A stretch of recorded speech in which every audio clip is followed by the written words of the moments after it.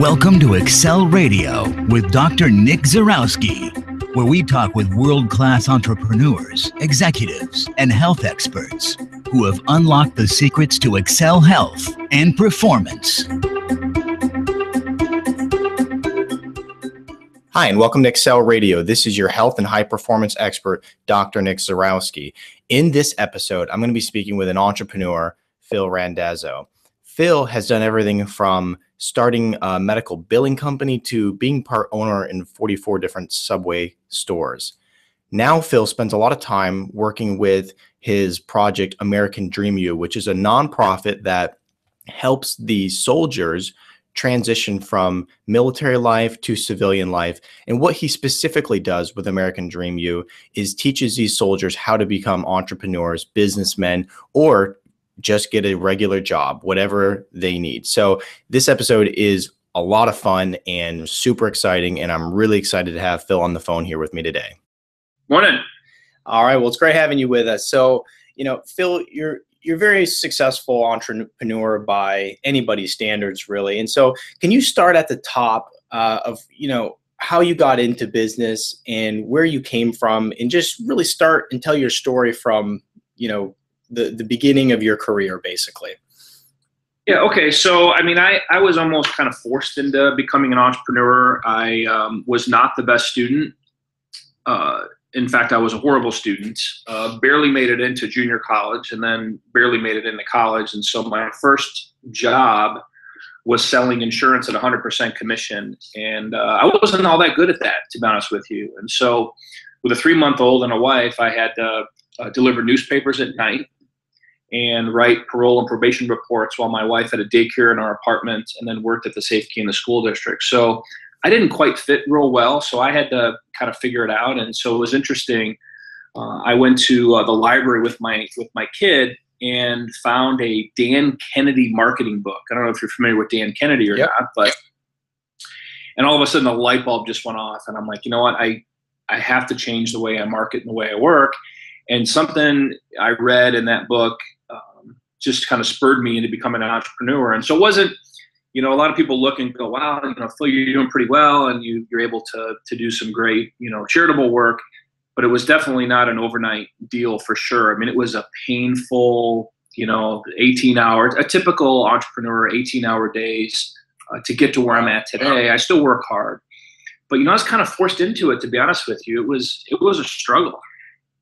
Yeah, I think that's a lot of people miss that, the amount of work that it actually takes to get into that. People always look at your success and they just see that little picture, but they don't really see what you did. The nights of no sleep, the not being able to necessarily care for your family because you weren't making enough money. People totally miss that picture all the time.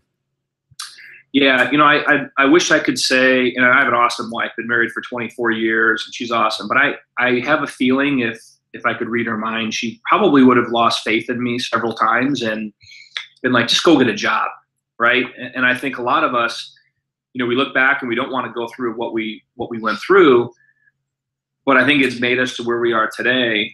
To be honest with you, it would be a tough decision for me to go back and do what I had to do. Oh, right.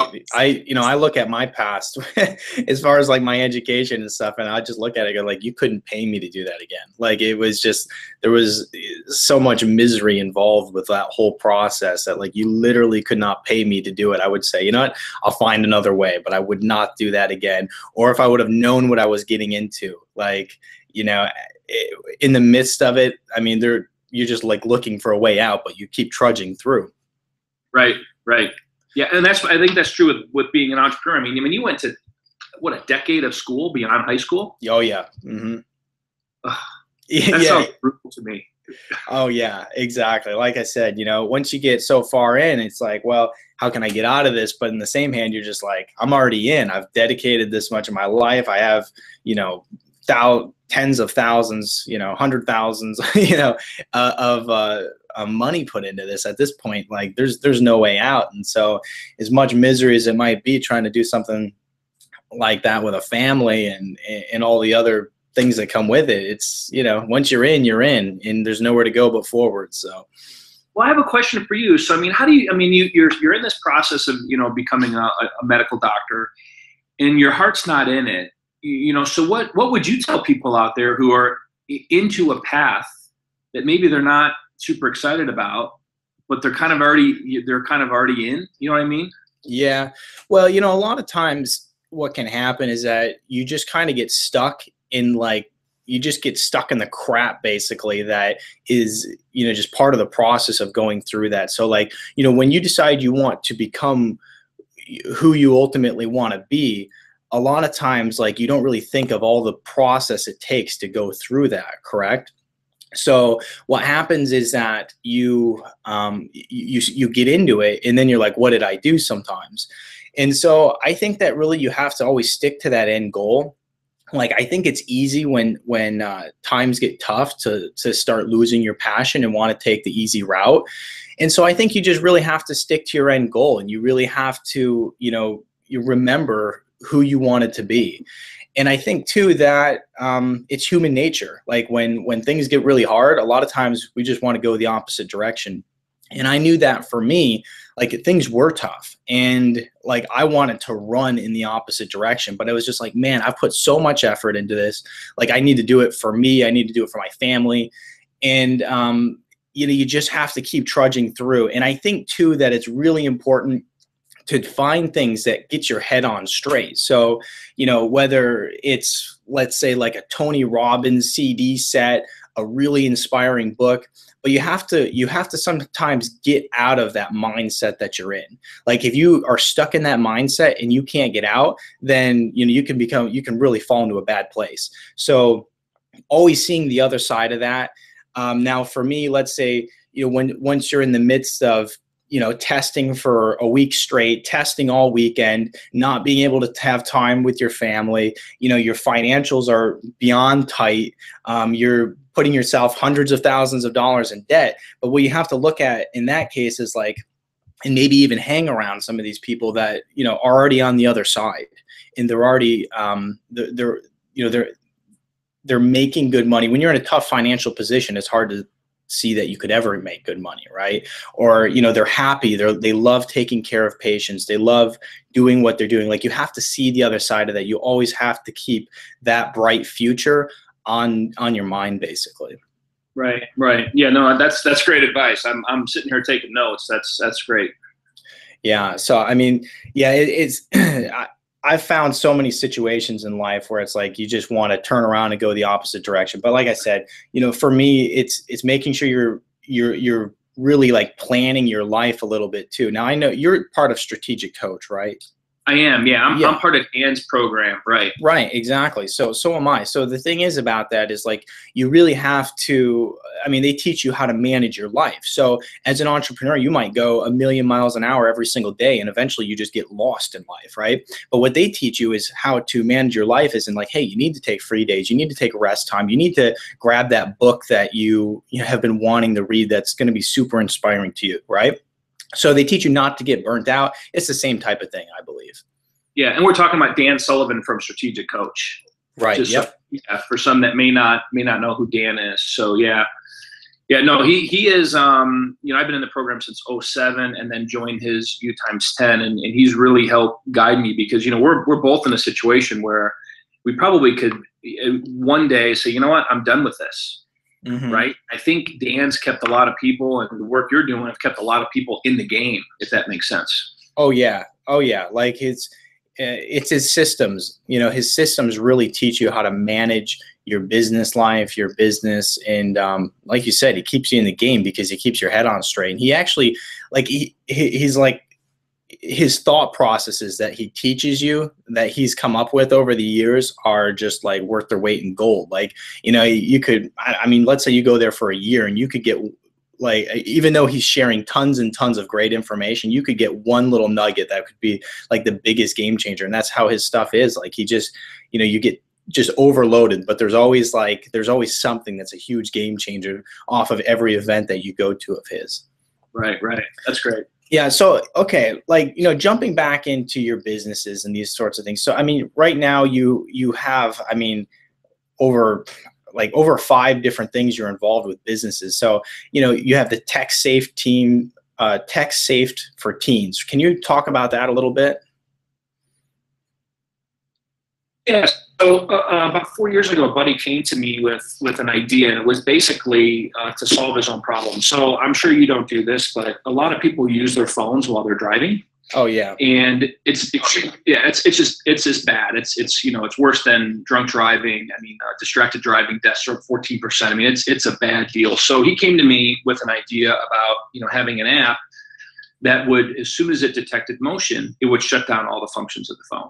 Okay. So your phone's a dead brick. You can't use it, either be auto messages. So we quickly applied for a patent, which we got our patents approved, which we were both shocked about. And the same month he brought this idea to me, Doc, is my youngest son's very, very good friend was killed while she was using her cell phone. She was 16 years old. Wow. And just going to a funeral with a whole bunch of high school kids and seeing this beautiful girl in this coffin and seeing her parents, which, I've got 3 kids, I pray every day that I go before my kids go. I'd go crazy. Was just something that just was just really important. And so we developed this app called Drive Safe Mode, which we've had about 110,000 downloads. We're constantly improving it, and it's just a total win-win. It just saves lives if people use it, right? It's like any other tool. Right. And so that's, that and my military nonprofit are my 2 passions right now. Okay.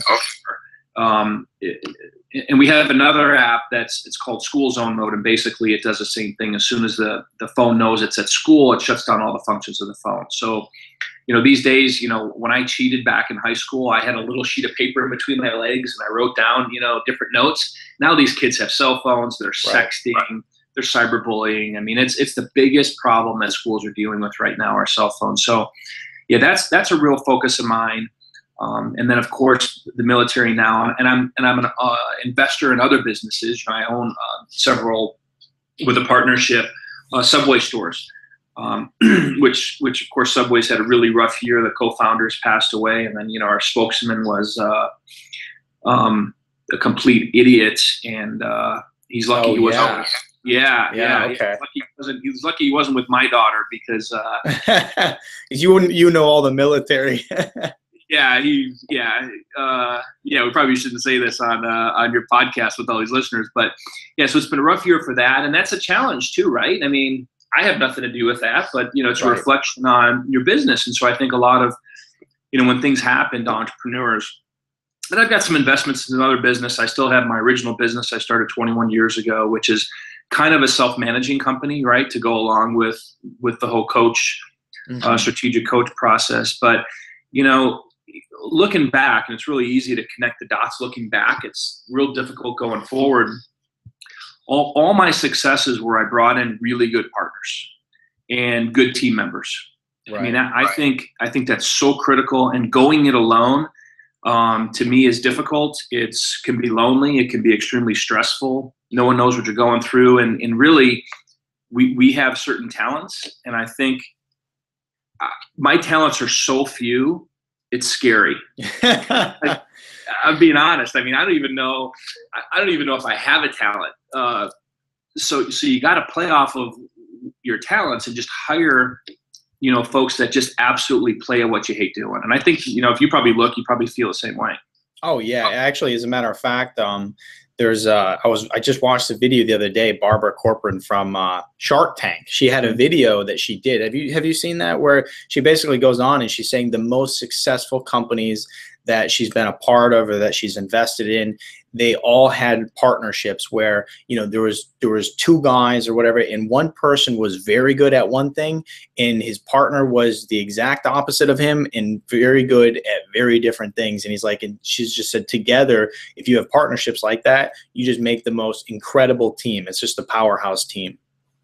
Oh, I would definitely agree with that. And there's the famous Y Combinator, that to get into, you have to have co-founders. You can't go in it alone. And you look at all the successful businesses, that they're all, multiple founders, or at least 2, I think.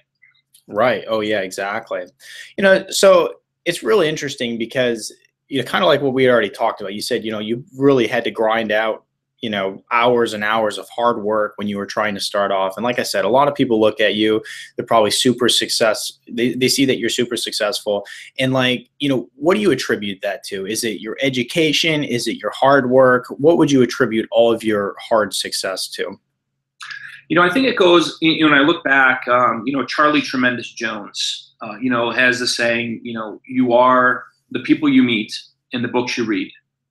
And I look back and it was really that self-education. So it was really funny. So when I was selling insurance at 100% commission, I went in for this. I looked at some ad in a paper and there was a job, make $25 an hour. So I applied for it, right? Because I'm delivering newspapers making $6 an hour, right? From midnight until 3 a.m. And I walked in there and it was selling fire extinguishers to businesses and these fire supplies. And the guy goes, oh, so tell me the last, books you read. And I go, what are you talking about, books I read? I don't have time to read books. And he goes, well, you got to make time to read books. And he says, well, have you been trained as a salesperson? I said, oh, I work for this insurance company and they're one of the top insurance companies. He's like, no. It's like, you ever heard of Zig Ziglar? And I go, no, this was 20 some years ago. Wow. Yeah. That's like really uncommon, right? Right. Have you ever heard of Jim Rohn? Have you ever heard of Tony Robbins? I'm like, I think I've heard of Tony Robbins. And the guy's like, he's like, dude, just get out of here. He was somewhat polite about it, but he's like, until you learn self-education and you constantly want to improve yourself, he's just like, I don't need you. And, I was like, what do you mean you don't need me? Look at me, I'm this great guy, and I was more pissed that here's this commission job, but I could make money and he didn't want me. Right. And so that was a big eye opener. And so I look back and I go, I probably didn't have to work 20 hours a day or 18 hours a day or whatever it was. I just had to work smarter. And in self-education, I think is so important. And and today there's so much free stuff online. You don't even have to pay for it. Right. So I would say that's probably the biggest thing is just that click in the head, that self-education part. Listen, you could download your podcast, right? You talk about listening to a great Tony Robbins. Just listening to podcasts, I find tremendous value from and tons of ideas, right? And they're all free. Right. Oh, there's so much information out there. It's funny because as you talk about reading books and that I look to my right and I got a stack of books as high as the ceiling that it's just the same thing. It's like just trying to better yourself. And there's some different businessmen out there, like they attribute all their success to book reading. Like they just fly through books. They're like, yeah, I read 3 books a week. I skim 3 books a week or whatever. So it's just, always self-educating yourself is where you're finding that, that's probably some of the biggest pieces to the puzzle of your success. Yeah, totally. And I think, like Strategic Coach, it's not a cheap program, right? And a lot of these workshops and seminars, I've been to probably a handful this year. They're not cheap. I've invested a lot of money in myself. And so I think, kind of the young entrepreneur starting off who may have to put that workshop or course on a credit card, right? Or stretch it out. I think that's really important that they make that investment. But equally important is another realization I had was then I got the self-education bug, Doc, and then all of a sudden I was buying every single program out there. And guess what? They were sitting on my shelf and I did nothing with them. Yeah. My wife's like, how much was that? When I was like, oh, that was only $397, but it came with 9 bonuses worth $8 million. And she's like, why don't you pick them up? Yeah. Right. And take some action on them. And so I think it's really important that whether you read a book, unless it's just, kind of an enjoyable type of book, which occasionally I think is important, you got to take action. No, I agree. Steve Sims, right? Oh, yeah. Yeah. Yeah. So at the last event I was at with Steve, it was funny because we were riding in the car back to the airport together. And he said to me, and, he kind of basically asked, like, what are you going to do with the knowledge you got from this? And I said, well, I don't know. I'm going to put it in action. I'm going to do this. I'm going to do that. And, Steve, it was like a dad figure to me. And he's just like, I'm going to tell you right now that if you came out here and you put that money into this event and you don't use it, you really did yourself, and not yourself only, your family, a disservice. He's like, you took money out of your family's pocket that you could have taken them on vacation. You could have bought your daughter this, you could have done that. And I'm like, holy cow. And I'm like, so he really just turned on a light bulb. And I was like, wow, he's so right. And how many people actually go and they get these programs and it's just really a just complete hopefulness out of them that they're going to use the information and apply it well. But Steve said that to me and I'm just like, it was so funny because that 20-minute car ride or whatever I had with him, I just had to think about it the rest of the night. I was like shocked. Yeah, Sims is, I've gotten to spend a lot of time with Sims. So he's one of our speakers, and we got to get you out. I just wrote down a note. We got to get you out, whether it's Bragg or Benning or one of these bases. But Steve has spoken a couple times, and so I've gotten to spend, one of the benefits I had no idea about, and I know we're going to talk about the American Dream U program, is I get to hang out with amazing entrepreneurs, and not just for 5 minutes or 30 minutes or an hour. I get to spend 2 or 3 days with them. So spending 2 or 3 days with Sims can be exhausting, right? I mean, the dude is, he's crazy, and he sends me just crazy stuff all the time. And he's a really, really good guy, and he's got a huge heart. But so hanging around with all these amazing entrepreneurs, there's a big common denominator, right? They all have morning rituals, which I'm not great at that, and I'm working, towards a better morning ritual. They all are constant learners. I mean, they're great listeners. They want to know, Phil, they're asking me a ton of questions. Why did you start this? And were you able to assemble this? And how, this and that. And so they're constantly learning. They don't watch a whole bunch of TV. Right.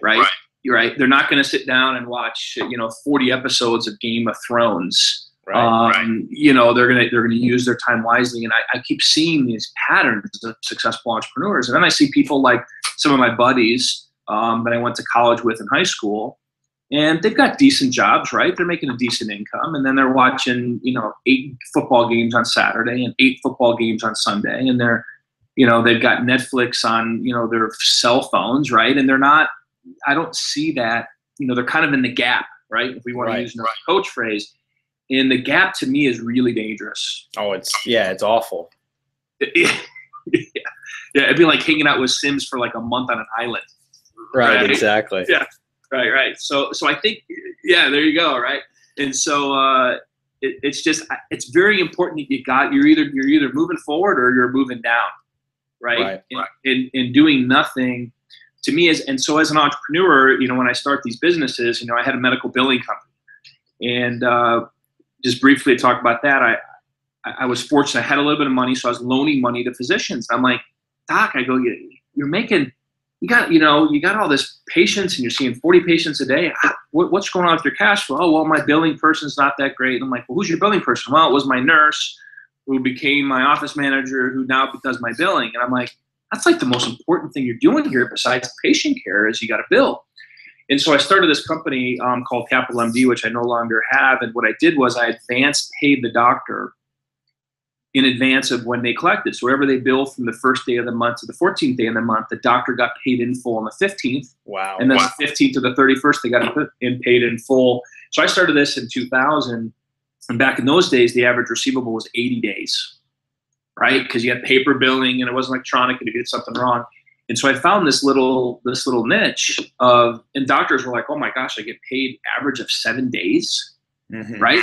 You're right. And I gave reportable stuff. And so it was a real successful, one of my bigger wins I've had, but it was just kind of searching out and finding a need. But every about 4 to 5 years, I get totally bored, right? And I don't know if you're the same way, which can also be dangerous. And so I come up with a whole bunch of ideas, and probably 98% of my ideas are just horrible.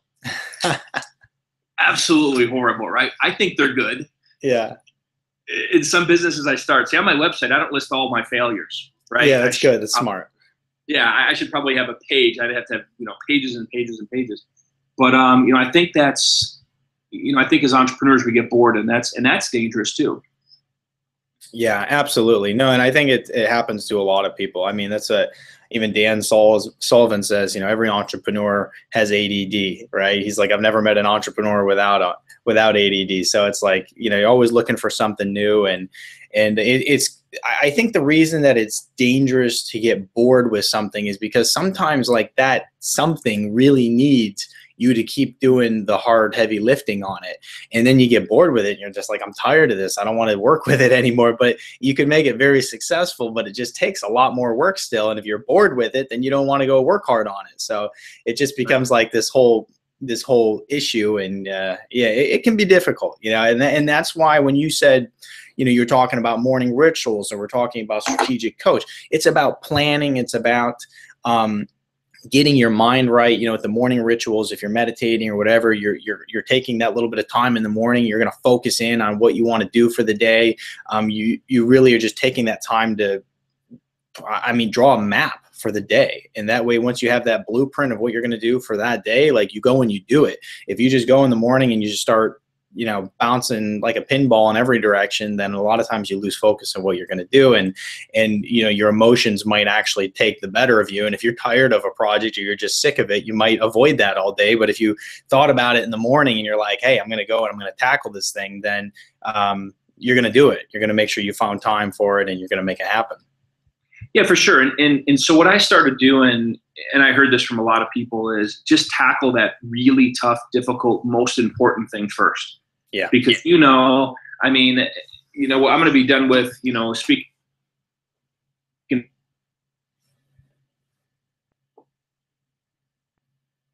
you, and then turn me in another direction. And if I didn't wake up early this morning and get a couple things that were really important for the day, so no matter what happens with my day, I would be in big trouble. Right, exactly. That's what I was actually, I wrote an article the other day, a blog post for, I don't even think it's up on the website yet, but, it's the early bird club, basically. It's like, you wake up in the morning and you knock out those tough projects that you really, more or less might not want to work on. So, and how to go about doing that. So let's shift gears a little bit. So you have a couple books. Can we talk about your books? And one of them is Funding Your Bigger Future. Can you tell us a little bit about that one? And then we'll talk about Shark Talk, your other book. Yeah, sure. So one of my businesses, I do some financial planning work, and I teach at UNLV. And the book it's kind of a parable about a guy and his daughter, and they meet all these really interesting people and successful people, and then 2008 happens. Right. And so, Tony Robbins talks a lot about this, winners, there are winter seasons, and if you're not prepared for them, and my feeling is, I was okay with 2008. I was nervous. But I had very little debt. I didn't have a $200,000 car sitting in my driveway. It's a $5,000 lease payment. Right. I'm not against that, but I didn't have those kind of things. I lived very comfortably. But some people just, when times were good, they thought they were never going to stop. Mm-hmm. Right. And I live in Vegas, and the real estate market was the hottest market on the planet. Right. People were buying homes and flipping them every month, making a ton of money. And I kept saying, take a little off the table. And so I wrote this book basically, and they're all stories of people I worked with who just didn't make great decisions. And so, I wrote that, and, that's, the bigger future is part of Dan's whole deal. And so Dan was cool. He's like, hey, we talk about coach, and, I even have a chapter in there, doc about health, because, and I know there are some really successful people who health is like 9th on their list. Oh yeah. Mm-hmm. First is making money. Right. I gotta keep making money, keep making money. And you and I know, as successful as you and I are, or people think, or whatever you want to say, there's someone with more money. There's someone with more toys, and just health is so important. I lost my dad 3 years ago, and he would have given anything for his health. Right. What would Steve Jobs have paid to be here today, or Steve Wynn to have his eyesight, or, all these people. And so I wrote a chapter on it. It's a very short chapter, but I think it's so important. And I know that's a big mission of yours as well. Yeah, no, absolutely. That's a huge mission. I work with a lot of people, and, very, very successful people. And it's kind of interesting because, you get some people that they see what I do and they want it, but then when they realize they have to put some effort into it, like, they're out the door about as fast as they came in. And it's sad because these same people, they have the money, they have this, but their body is, just slowly decaying, basically. And, it's last on their list. They just don't care. And I try to, not to like scare people, but I try to paint their future for them a little bit, just so they know, so that they can see it's like, hey, 1 in 2 people die of heart disease. If you haven't been putting any attention into your heart, or you haven't tested your heart and do some of the different things I do, it's something you might want to look into. like if you see that 1 in 2 people are dying of heart disease at a young age, you want to pay attention to it, right? And so you get people like that, and then you get, they have the money, they don't want to put the effort into it, and then you get some other people, and it's like top of their list. So it really depends. There's so many different people and how they view health, but yeah, it's something you want to pay attention to. I mean, of course, I think about it every day. Of course, I watch it and everything I eat and that type of thing. But I really think that a lot of people who are missing out on that should. It's like, to me, it's almost like, what are you doing? Like, why are you worried about creating this business and making this, wealth for your family? You're not even going to be around to enjoy your family if you're not taking care of yourself. And so, I think it's maybe just skewed goals for some people. I just, like I said, I can't figure out how somebody would ever think, let's go and make all this money, let's do this. But, darn well what your fate is going to be if you're not taking care of yourself. So yeah, it's sad. I totally agree. And I think it's Jim Rome saying is what's easy to do is easy not to do. Mm-hmm. So even taking that walk after a meal, right? Or even eating.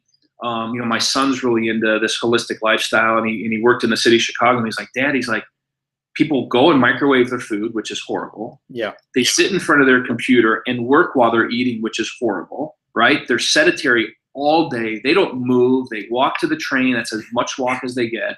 And he's like, and I see these people, and you can physically see they're not healthy. And he's like, and I don't even think they care or they notice.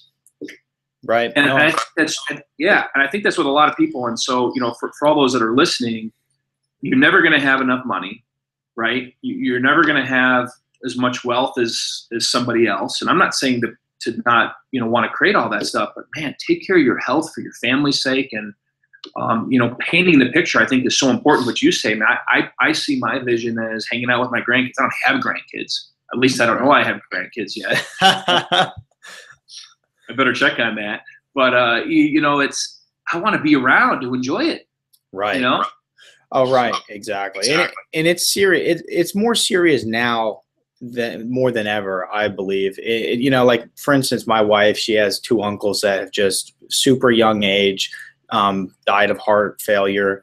You just see it all the time. And when I work with some of my health participants that are in their, let's say in their 50s or even their late 40s, like they're like, yeah, I know what you're saying. I just had this guy that I knew that, had this issue, and they're seeing all their friends drop off around him. And so some people, I think that a lot of people live in a bubble, and it could be the bubble of the United States, but even when you travel in other countries, you see that they don't eat microwave food all day and drink Coca-Cola and these things. Like it's a very poor lifestyle that people have gotten into.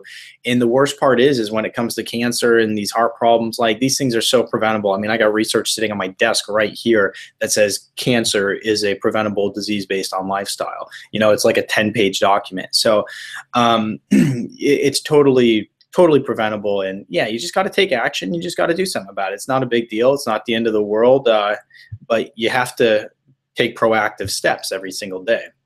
Yeah, I'd love to see that report, and I think probably a lot in that report talks about stress, right? Stress is a big one. How does the body handle stress? I think a lot of things are tied back to stress, and in the long run, things that we worry about today are like not even an issue, right? I mean, it doesn't even happen, and our mind goes crazy, and we think of all these worst, someone's going to steal my idea, or someone's going to do this, or my partner's going to take off, and what's my wife doing? All these things, and most of them never happen. And that stress on our body, I think, is so important. And so I started meditating because that was one of the common denominators of all these speakers are like, man, I'm like, how do you have 20 or 40 minutes a day to meditate? And he looks at me like, how do you not have 20 minutes a day? He's like, wake up earlier. Yeah. I could tell the guy wanted to punch me in the face and go like, what are you, an idiot? Yeah. That's funny. Early. It's not that big of a deal. And I can tell my stress level and my blood pressure and everything just calms down. Right. And so I'm not, saying one meditation is better than another, but I think quieting your mind is really important. Well, I think it's more important more today than ever before. And I'll tell you why is because we have like everything bombarding our brains that like it's ridiculous between email and text and phone calls and the schedules and it just doesn't stop. And so, even when I was going through school, that was a really big thing for me in order to calm my mind. Like when I would take days where I needed to study for boards or something, it was like the cell phone's off, the computer is going to be shut down, and like you almost just have to like restrict yourself. And the same thing goes with, any entrepreneur. You should kind of look into the same type of thing if you really want to have good focus days like they teach you in Strategic Coach. But like you gotta take that time to quiet your mind. You have to quiet your mind somehow anymore. Especially if you're one of the people who are, responding to texts as soon as they roll in, or Facebook, whatever. You got to quiet the chatter. Oh, without a doubt. And it's like, my cell phone has become such an annoyance now. I mean, I keep it at vibrate 95% of the time. And, I think I'm pissing off, some people, because I'm not sitting there responding immediately. Mm-hmm. And because it's, I got to the point where I would hear that ding or that notification, and I would get this like little anxiety attack. Right. And I don't know if some of your patients have that, or if you've had that. And I'm like, oh, this has got to end. And you know what? For emergencies, I get that. Like Dan doesn't even keep a cell phone. No one has his number, all this kind of stuff. And so that has been a huge thing for me, is just putting my cell phone away for hours at a time. And you know what? No one really cares about me anyways. So I'm not that important. You know what I mean? Yeah. So, yeah, I wish I could be important. It's like people now, they put a Facebook post or an Instagram, and they're like, how many likes do I have? How many likes do I have? I'm like, no one even cares about me. You know what I mean? It's like, who cares? Yeah, exactly. Well, I think that it's probably just through advertising. I mean, you gotta make your phone important if you're going to sell it. So I think probably just through advertising, we've been conditioned to believe that like every text that rolls in or email that rolls in is like, alarming, and like we just need to get to it right away. I mean, think of the days where it's like, well, there wasn't a cell phone. So if you had to get a hold of somebody, you either had to have a landline for one, or they just had to wait, and now it's like we have a thought that pops in our head, and it's like, oh, I got to tell that person now. And it's just it's really a bunch of nonsense for the most part. And I know exactly what you're talking about the anxiety popping in, because like when you're super busy and you get a text, you're just like, oh, crap, like who wants what now, and right. So this anxiety like immediately pops up, and you're just like, I don't want to tolerate whatever this is. And then you look at it, it's like, oh, it's nothing. But a lot of times it's just, the anxiety starts coming, and it just becomes frustrating. Yeah. So put away your cell phone, even if it's for a few hours. And like I tell my kids, I'm like, oh, what are you doing? Okay, I have 2 kids in college, and one just graduated, and they're like, oh, I'm studying. I'm like, well, how long you been studying? Oh, 6 hours. And I'm like, why'd you just pick up your cell phone? Yeah. Right. I'm like, are you studying with your cell phone next to you? Well, yeah, I got to know what's going on this week. And then I go, our minds can't switch as quick as we think. Mm-hmm. And to get back on task and to back on focus, you probably know this better than anybody. It takes minutes, right, to get refocused once you're on your phone. And then when you see one message, it leads to another message. I'm like, just put away your phone and just focus for that time. But I don't think, especially the younger generation, I don't think they can do that. Right. Well, and that's why I was telling you, like when I was studying for boards and all that, it's like just a text from somebody throws you off for 5 minutes. It could be the simplest little yes or no answer you might have to put through, but it's just taking your mind off of that task you were doing. It throws you off for at least 5 minutes. And then when, they keep coming, it keeps throwing you off. And I know so many people that they go throughout their day, and they don't accomplish anything. At the end of the day, they just don't accomplish a lot. They did a million things, but like, did they really accomplish a really solid goal that's going to move the needle? And most of the time, people can't say that they did. And so if you really want to accomplish important goals that are going to move the needle in your life and not just, get you through life, it takes focus. It takes, you really have to manage your time wisely. Yeah. I wrote a really short book called The Focused Edge, How to Get crap done. I didn't use the crap word. I used the S word. And it just gives some really practical tools that I used, right, to get stuff done. And a lot of it is all these distractions, right? All these multiple windows up on, like I'll walk by a team member and they'll have like 15 tabs open. I'm like, what 15 things could you possibly be working on? Oh, yeah. Well, like notifications. I go, have one tab open. Right? Yeah. Maybe 2, your calendar if you need to quickly get at it. But all these distractions are absolutely horrible. And I think you're right. This younger generation, They're getting cell phones at 8, 9, 10, 11. They got iPads. Parents, when I was young, they used to, because I'm much older than you. I'm in my mid-40s, but they used to, we were excited for cartoons on Saturday. Mm-hmm.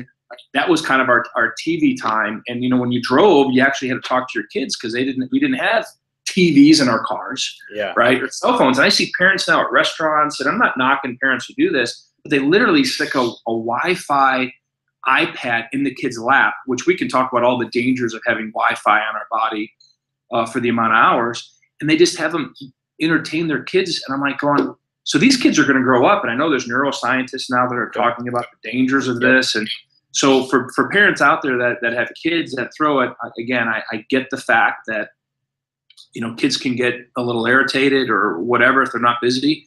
But sticking a Wi-Fi cell phone in their lap and having them watch YouTube videos all day is probably doing way more damage than we can imagine. Right. And it's one of those things where we don't really know yet. We don't know the damage. Now, we know that their brains aren't going to develop the same. They're not going to, have the same IQ as a kid who actually got out, got his hands dirty and played with things and touched and felt and climbed trees. But But as far as like the Wi-Fi and stuff, we don't know the long-term effects of that sort of thing, but they're definitely there. They're definitely there. So let's jump into Shark Talk. What is that book of yours about? Yeah, so I get pitched pretty occasionally, and I invest in some business, and I see these people come in and pitch their ideas, Doc, and they don't know how to pitch. Mm-hmm. They don't know how to talk to people, whether it's their uncle asking for money or a VC or an angel investor. And so I just kind of wrote a fun book, and it's kind of a spin-off on Shark Tank. And I think it's a great show. I think a lot of people should watch that. I think there's a lot of yeah, it's great. And the Prophet's another great show. I highly encourage people to watch. Marcus Lemonis, who's we've been trying to get him out to speak, and his schedule is with his shooting, but he's definitely on board. He loves our mission. So it's a spinoff on that. It's just basically just a fun book to teach people how to pitch. Because I think there's, as investors, and I know you're an investor in business, it's, right now we're worried about the return of our money, right?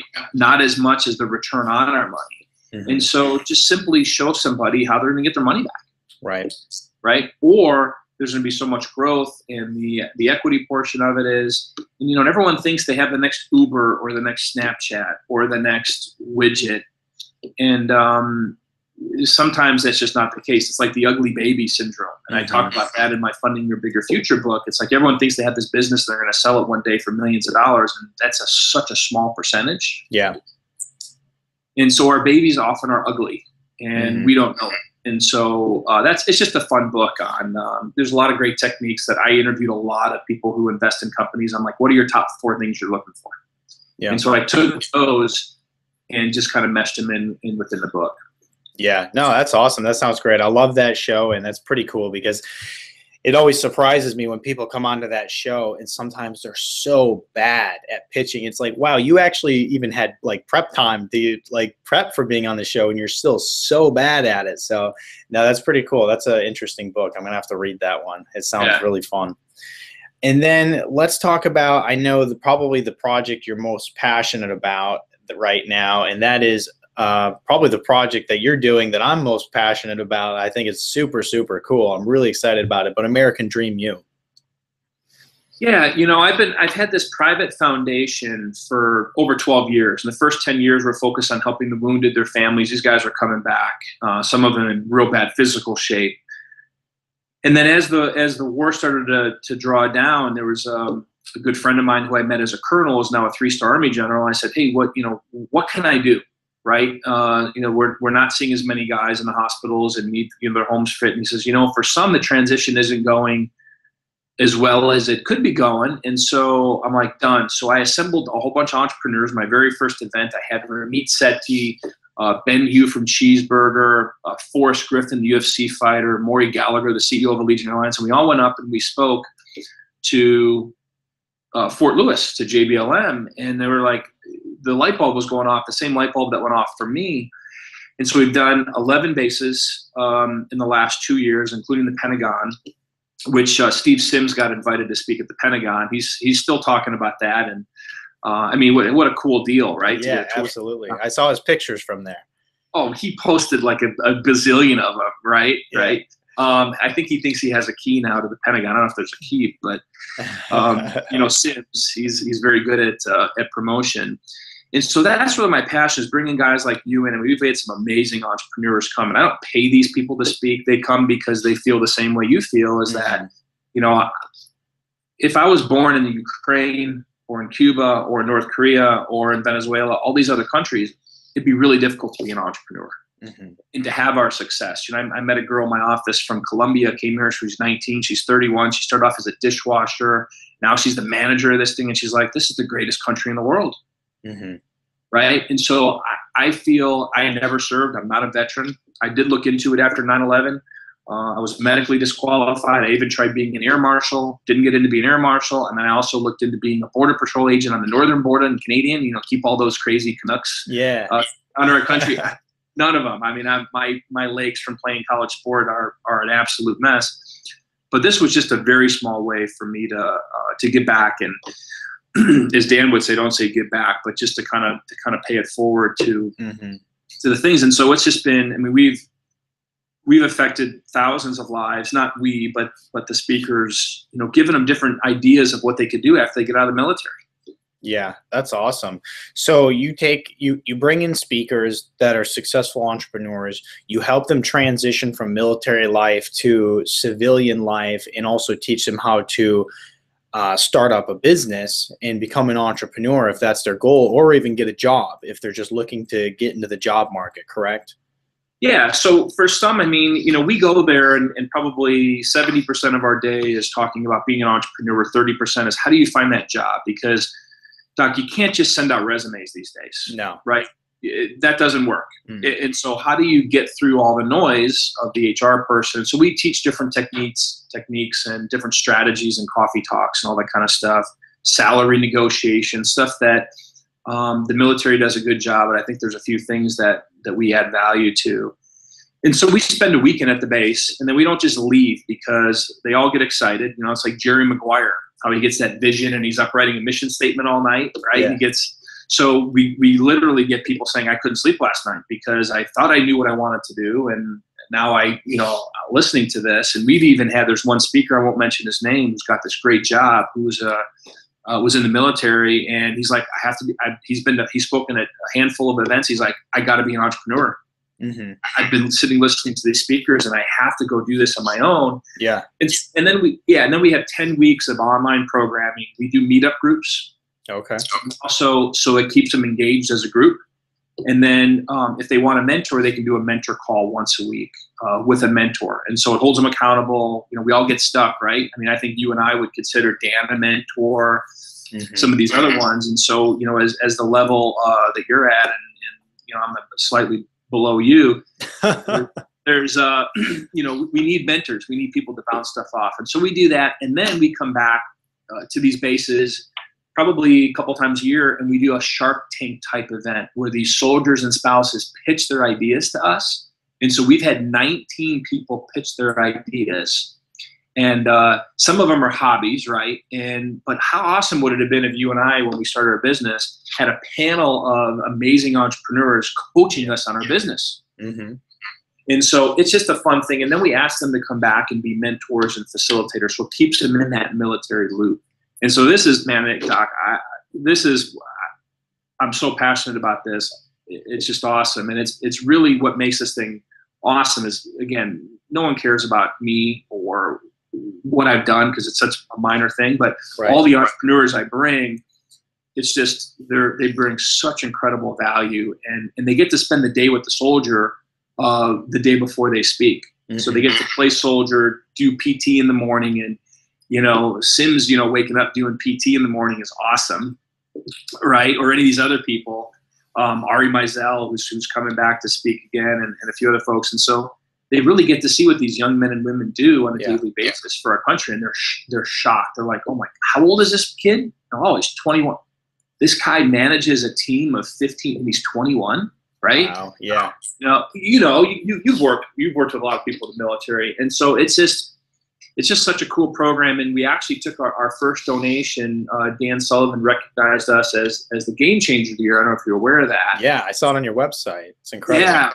and made a huge donation, and more than the money is the fact that Dan Sullivan, who I think is one of probably the top entrepreneurial trainers, entrepreneur on the planet, who really does what he teaches, had, saw something in what we were doing to be able to help support us. And so we're just going to make such a big impact with those funds. And it's just awesome. We got to get you out to an event like soon. Yeah. Yeah, no, it sounds awesome. I'm excited about working out with them. Actually, that's what I'd be so excited about too. So that's really cool. So with the Shark Tank, I got a question about that. The Shark Tank style forums you do you actually have investors there, or do you is it more or less they pitch it and then you tweak them on how they could make their business better? Yeah, so we actually do have people that would definitely write checks for a business idea for sure. We probably had 1, maybe 2 investable ideas, period. So we're constantly working with those groups and tweaking. Again, it's someone thinking that, they have this awesome idea, and when you run through the numbers, you're like, on your very best day, you're going to make about $80. Yeah. Right? And they're like, well, yeah. And we're like, that's not a business. Yeah. Right. You got to pay somebody to make that $80. You got to, there's all this kind of stuff. And so, but there have been a couple that we're working with right now that I haven't decided whether I'm going to personally invest in them, because I don't know if there's a conflict with that, with the 501c3, but we definitely have people on board. And we just opened up an incubator here in Las Vegas called Mission Startups, where veterans can come in if they have a business idea, work for free, all the overheads covered, Wi-Fi. I'm in a board room here with a big whiteboard, and then they get coaching meetings once a week in Vegas. Cool. And then we're going to try to have partnerships across the country to help these guys along with their business. That's awesome. That's incredible. Yeah. I mean, the work that you're doing is fascinating, and that's going to help so many stinking people. And so very, very fascinated. I love it. I'm looking forward to actually coming out onto the base and speaking and working out with these guys. And of course, offering them support in any way I can. And yeah, I mean, there's a bright future there. I love it. Yeah. That's awesome. So you got an event coming up that's supporting the military, don't you? Yeah, we have an event. It's going to be October 1st, and it's at the Detroit Gun Club. And it's all proceeds of the event are going to the Bob Woodward Foundation. Bob Woodward is actually flying in from China to be at the event. It's going to be a huge event. Tons of great people there. What it is, it's a turkey shoot or a clay pigeon shoot. Sometimes when I say turkey shoot, some people actually think they're going to come there and shoot turkeys. I had to clear that up a few times. So like a clay target shoot. And it's all going to be put on by Reel and Smoke. It's an outdoors brand. So that's just focused on supporting the military for one, but also just, having, just loving America and loving the outdoors and really taking us back to some of our grassroots as Americans. So Reel and Smoke is the one putting the whole event on. It's going to be absolutely incredible, and you're probably going to see it on TV. There's tons of media coverage coming out for it, and like I said, Bob Woodward, he's basically a, kind of a celebrity. So when he comes in, people want to be there, people want to see him. So it'll be on TV, and it's going to be on the radio everywhere too. So we're really looking forward to it. It's going to be a huge event, and I think that I mean this is only the first time that we're doing it. I mean, we have tremendous sponsorships from Chevy and some of these other places. So we have tremendous sponsors that are coming in, and next year I can't imagine it's going to be such a tremendous event next year if it's already where we're at this year with the whole thing. So that's awesome. Yeah, congratulations on all that. Yeah, and so like I said, all proceeds are going to support soldiers with post-traumatic stress disorders. So it's going to help a lot of people, and it's a great cause. That's awesome. Yeah, congratulations. And your Reel and Smoke is just a great business, and cool stuff going on there. And yeah, it's actually a fun website. I mean, people want to spend time on that website. At least I wanted to spend time on that website. Yeah. Oh, people love it. I mean, it's a company focused around just having a lot of fun. The whole concept is fun, and then not to mention proceeds from the company. I mean, it's supporting such a great cause. It's just really, the whole thing was dreamt up in order of how can we have a good time and how can we support the military and the men and women who actually go out and fight to keep this country a free country. So that's the concept right there, and that's what we came up with, and that's Real and Smoke. So, well, Phil, it was great talking to you. Like I said, super excited about partnering with you in the future, and appreciate you coming on and sharing this information on the podcast. Awesome. Hey, thanks a lot. Appreciate it. Yeah, you bet. All right, take care. Don't forget to check out my brand new website, NuVisionExcel.com.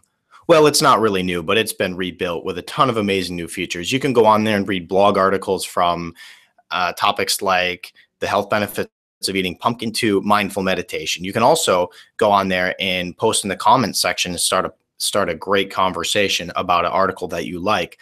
The other thing that you can do is you can listen to this podcast and all the other great podcasts as well. And there's tons of other things as well. Check it out. I hope you enjoy it. If you want more information to multiply your health and simplify your lifestyle, visit our website at excelpodcast.com. Until next time.